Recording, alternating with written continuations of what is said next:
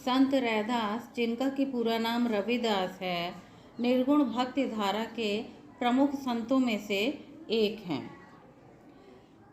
आपने जाति प्रथा को समाप्त करने के लिए विशेष कार्य किया।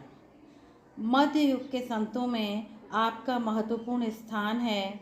आपकी महानता और ज्ञान के कारण लोग आपको सद्गुरु या जगत गुरु भी कहते हैं। आपके गुरु का नाम रामानंद जी है और कहा जा सकता है कि कबीर और रैदास दोनों ही के गुरु रामानंद जी थे।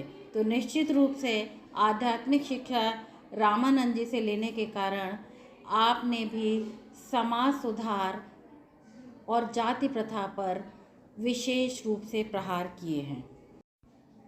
आपका दोहा जाति से संबंधित है। जाति पात के फेर में उलझ रहे सब लोग, मानस ताकू खात है रैदास जात कर रोग। यहाँ पर संत रैदास जी स्पष्ट रूप से जाति प्रथा का खंडन करते हैं।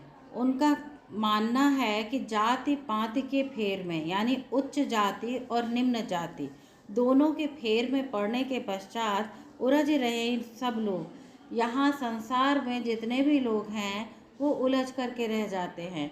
उच्च जाति और निम्न जाति, ज्ञान उच्च जाति के पास भी हो सकता है और निम्न जाति के पास भी हो सकता है।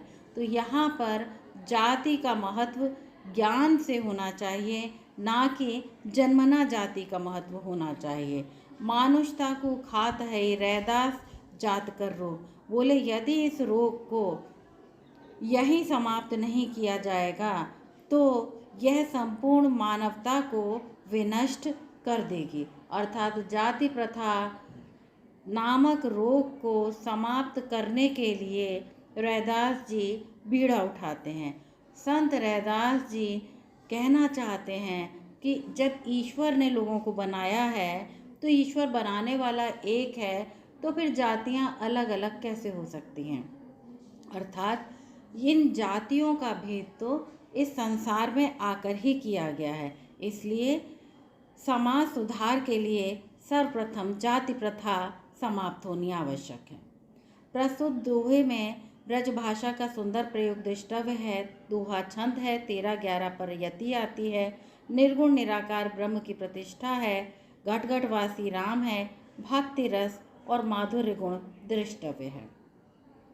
जब हम जाति विरोध की बात करते हैं तो यहाँ पर 4 भावसाम्य आपको बताए गए हैं। उनमें से जो भी आपको अच्छा लगे उसे आप याद करके लिख सकते हैं, यदि आपको अधिक अंक प्राप्त करने हैं।